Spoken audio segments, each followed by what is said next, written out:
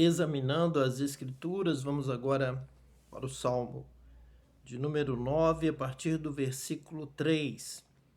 Quando apareces, os meus inimigos fogem, eles caem e morrem.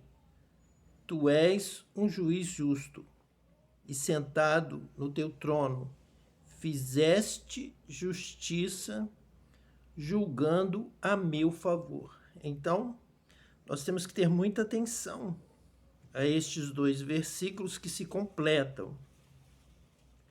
Nós temos os nossos inimigos. Os nossos inimigos praticam mal.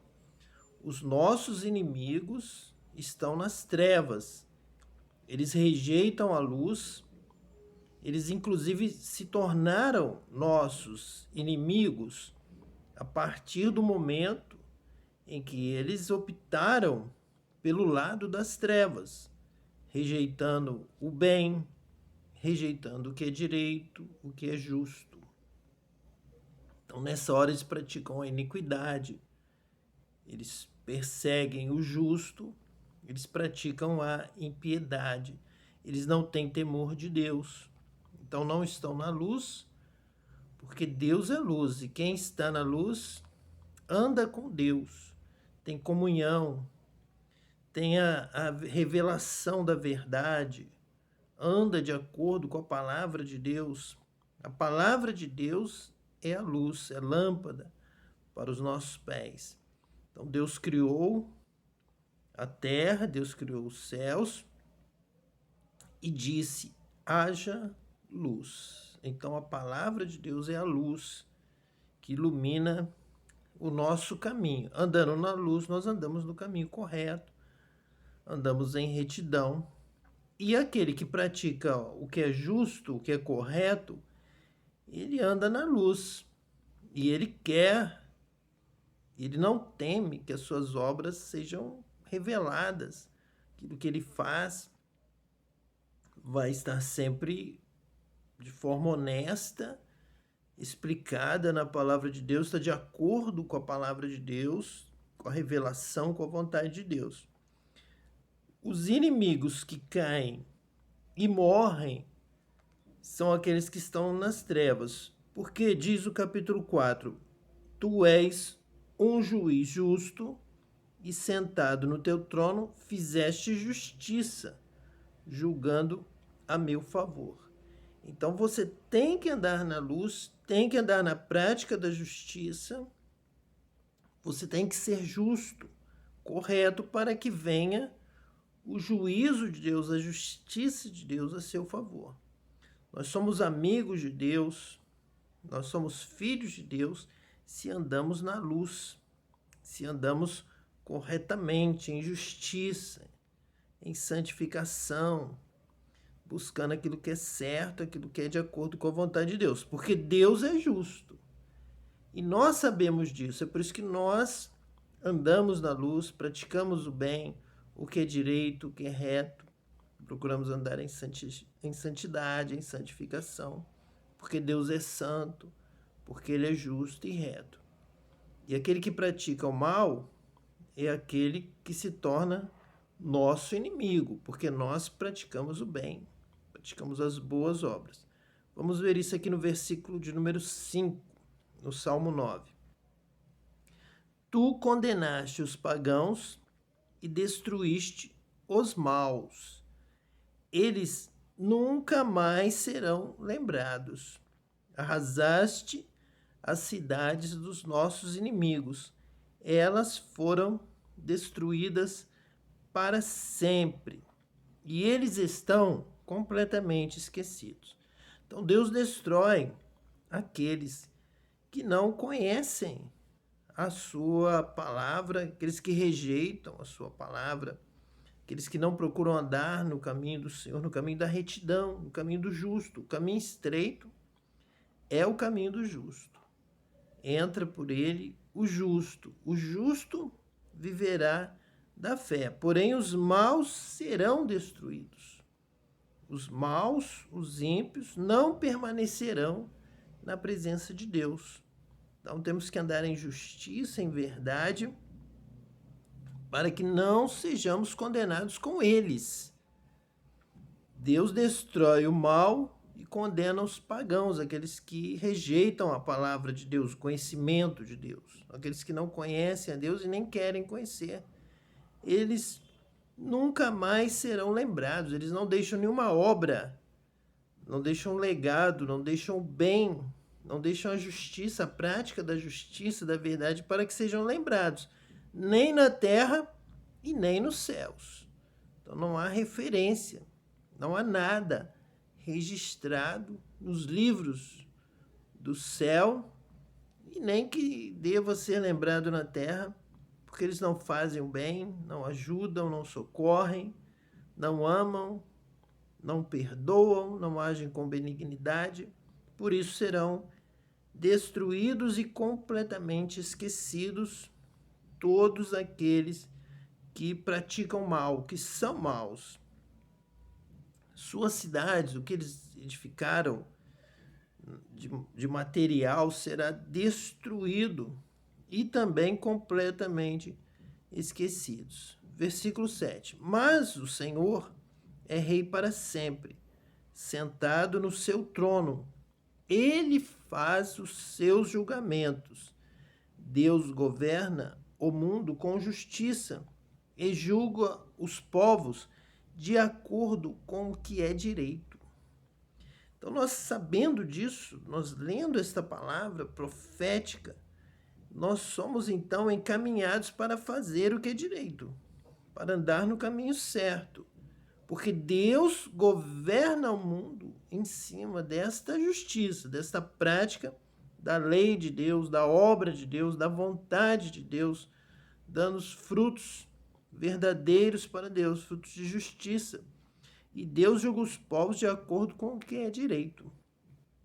Então, que ninguém se engane, que ninguém seja enganado, porque é pela maldade, é pela violência, é pela impiedade, pela mentira que vem a ira de Deus contra este mundo mau.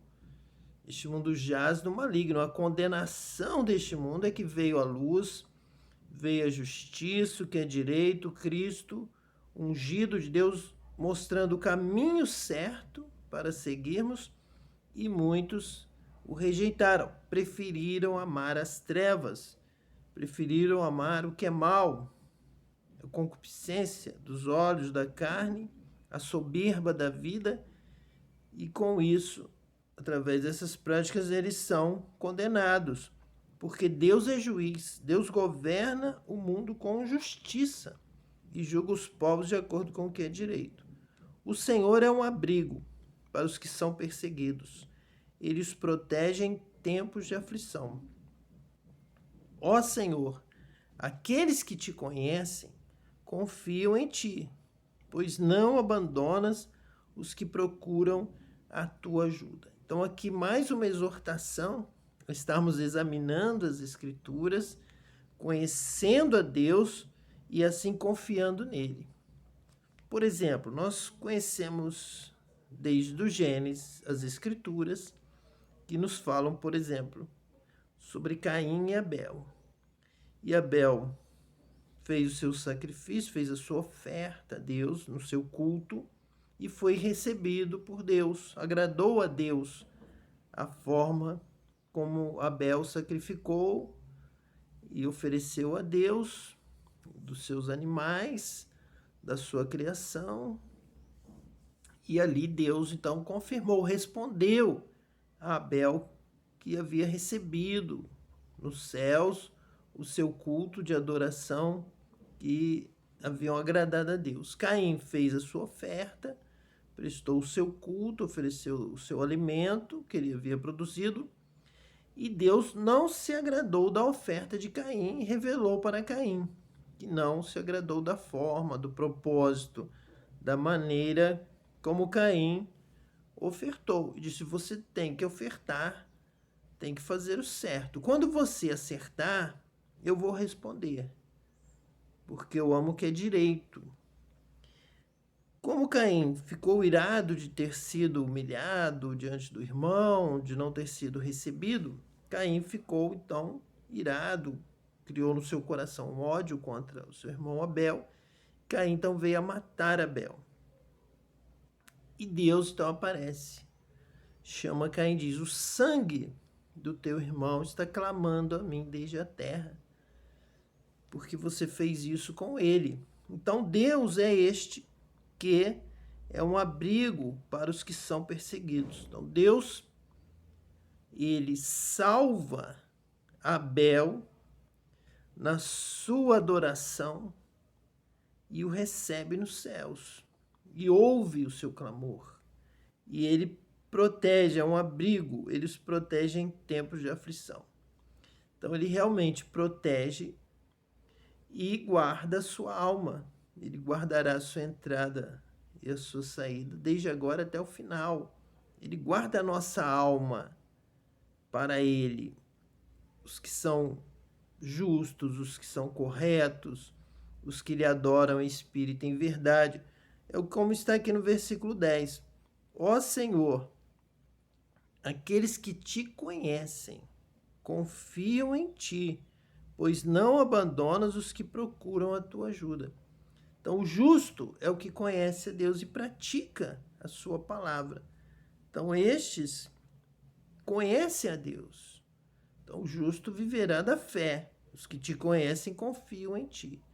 Então, Abel conheceu a Deus, adorou a Deus, agradou a Deus no seu culto, adorou a Deus em espírito e em verdade, porque são estes adoradores que Deus procura desde o princípio. E Deus os guarda. Diz: não abandonas os que procuram a tua ajuda. Não abandona nem na morte. Ele ressuscita. Ele dá vitória. E Cristo é este modelo. Esta resposta lá de Gênesis, o autor de Hebreus diz que o sangue de Jesus também clama como o de Abel. E ainda clama melhor, clama mais forte.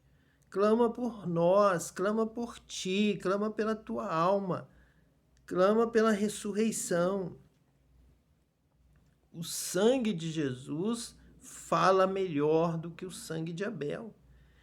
Então, o sangue de Abel já falou e Deus já cuidou da alma, da ressurreição de Abel, da salvação de Abel, que foi morto pelo seu irmão. Porque Deus não abandona os que lhe conhecem, confiam nele e procuram a sua ajuda.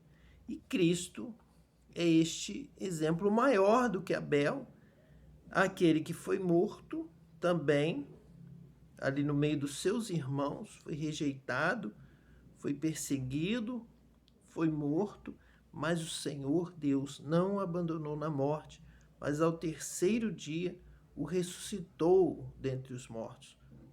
Diz a palavra em Hebreus, de uma forma figurada, maravilhosa: Deus ouviu o clamor do sangue de Jesus.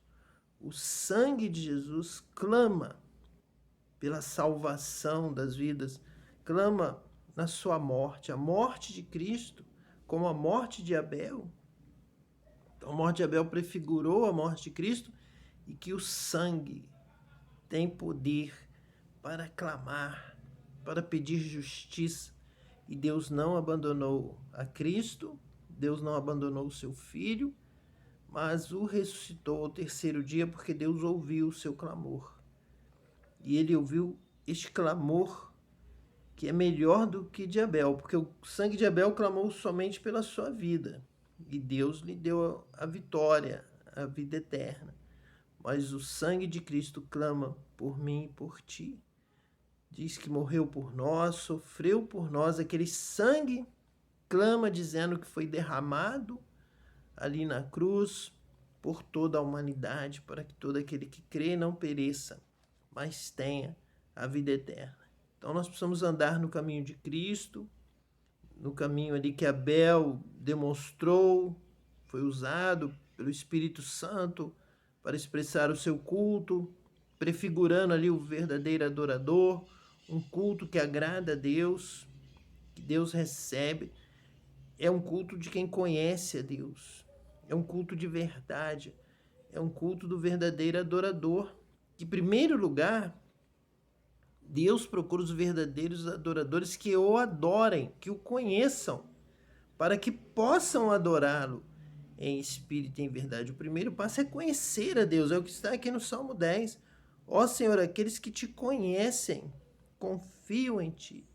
Então, aqueles que conhecem são os justos que vivem pela fé. E nessa fé prestam culto agradável a Deus. Deus responde do céu, Deus responde com perdão dos pecados, com a salvação, com a vida eterna. E o sangue de Cristo clama pela sua vida. Então basta que você creia e ande no seu caminho. E ande conhecendo a Deus, adorando a Deus, servindo a Deus. A entrada é pelo sangue, é pela fé, e a caminhada, essa caminhada em justiça, no direito, glorificando a Deus em espírito e em verdade. Vamos agora orar. Vamos orar pela sua vida, vamos orar pela sua família, vamos orar também por todas as famílias da terra. Senhor Deus, Pai amado, em nome de Jesus o Cristo, nós clamamos, Pai, com amor neste momento, por esta vida, para que ele seja abençoado, seja curado, seja liberto, receba agora tua luz, tua unção, teu perdão, Senhor, pelo sangue de Cristo que clama por todos nós, clama pela nossa salvação, que fala, que expressa, que foi derramado pelo pecado de toda a humanidade e pede, Senhor, a tua justiça, a salvação para todo aquele que crê em Jesus, no seu sacrifício por nós.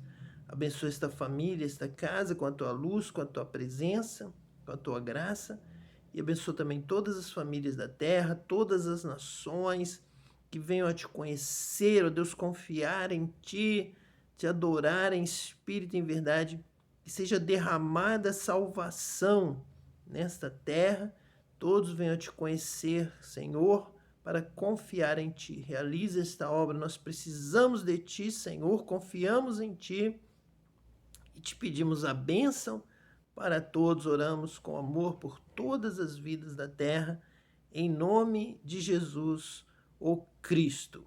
E que Deus te abençoe eternamente.